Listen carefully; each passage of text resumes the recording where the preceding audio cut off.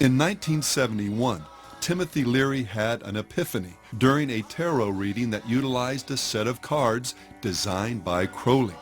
His revelation? That he was Crowley reborn and was to complete the work Crowley began, preparing humanity for cosmic consciousness. Leary acknowledged this powerful connection with the great beast in a letter to Wilson, observing that the coincidences, synchronicities between my life and his are embarrassing. From this connection flowed frequent references to Crowley, his philosophy, and their common destinies in Leary's writings and speech. Well, I've been an admirer of Aleister Crowley. I think that I'm carrying on much of the work that he started over 100 years ago, and I think the 60s themselves. You know, Crowley said he was in favor of finding your own self and do what thou wilt shall be the whole of the law under love. It was a very powerful statement. I'm sorry he isn't around now to appreciate the glories that he started. The phrase, "do what thou wilt," was taken from the Book of the Law, Crowley's most renowned work and one whose composition is worth understanding in the context of our study. While visiting Egypt in 1904, Crowley's first wife, Rose, began going into spontaneous trances, muttering things like, "They are waiting for you," and "He who was waiting was Horus." Intrigued, Crowley and Rose went to visit the Cairo Museum. From a distance she spied a glass case and exclaimed, there he is." Upon inspection, the case did contain an image of Horus painted on a wooden stele, but what particularly stunned Crowley was its exhibit number, 666, his number, the number of the beast. Convinced now that something supernatural was happening, Crowley went back to his hotel and performed a ritual, summoning this higher power. Over 3 successive days, beginning on April 8th, the book was channeled through Crowley while in a trance. And the content of this revelation? "I am the snake that giveth knowledge," the Spirit said. "To worship me take wine and strange drugs, whereof I will tell my prophet." Falling on precisely the wrong side of the Bible's account concerning the fall of man and Satan's role, this snake spirit begins the revelation by telling man that he is a god, that reality is essentially an illusion, sin a myth, and that ethically there's no greater commandment than the law of Thelema, Greek for will, as famously stated in the 40th verse of chapter 1.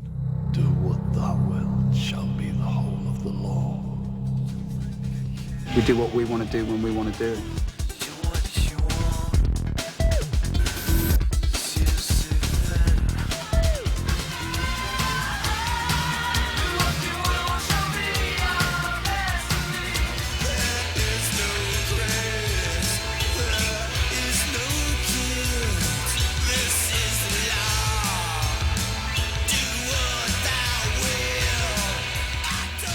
Well, today that same law has been written, spoken, or sung about by more contemporary artists than even Robert Anton Wilson would have imagined.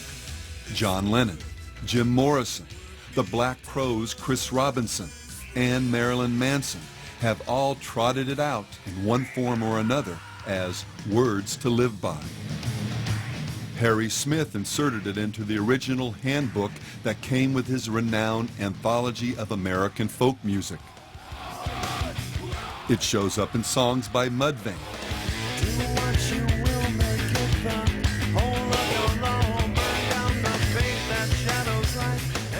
David Bowie, The Only Ones, The Electric Hellfire Club, Alphaville, Throbbing Gristle, Numb, Ancient Ceremony, Eddie and the Hot Rods, Death SS, Theater of Tragedy, Cult Disciples, Therion, Psychic TV, Celtic Frost, Bruce Dickinson, Moonspell, Graham Bond, Sepultura, Edge of Sanity, The Lords of the New Church, and Marilyn Manson, among others.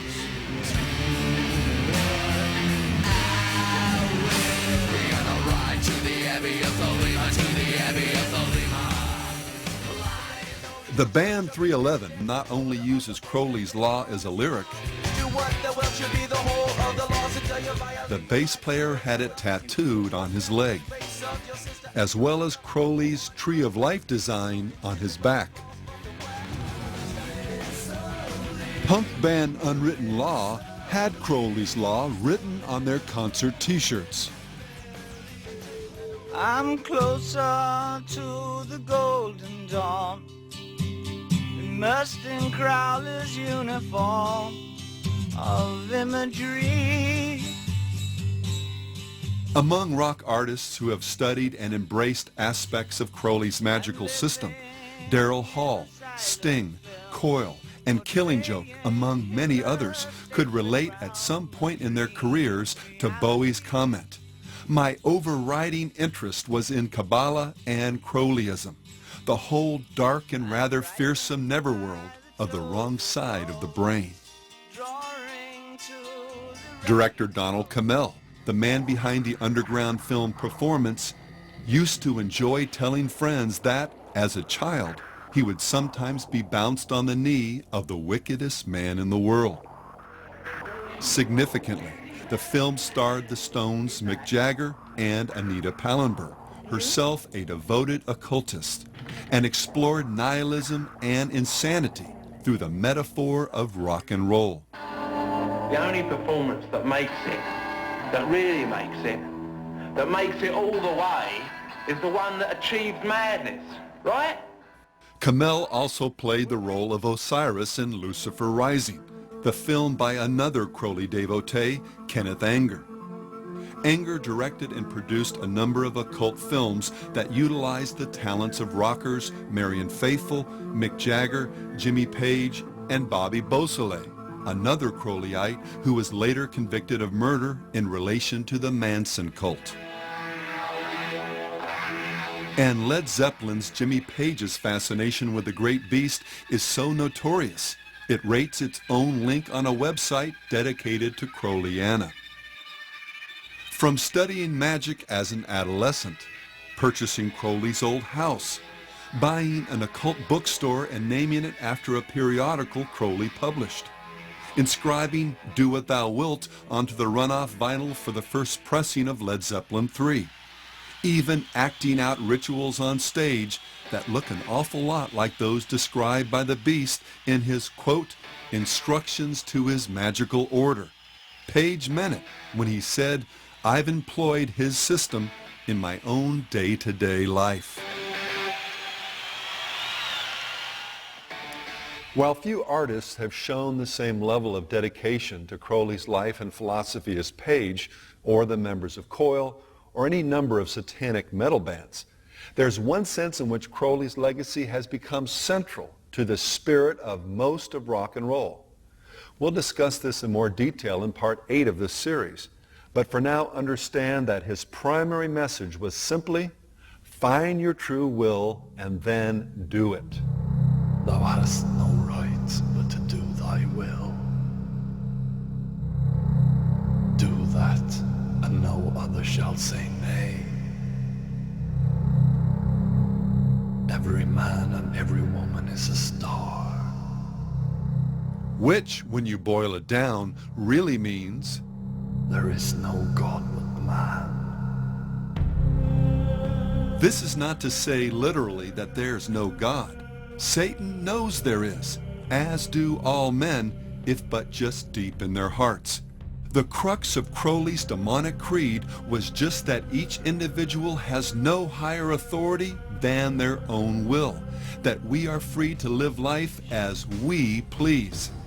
And this was the lie that the serpent hissed in the garden, and the deception that has become the siren chorus that floats through the world of popular music. Just look into your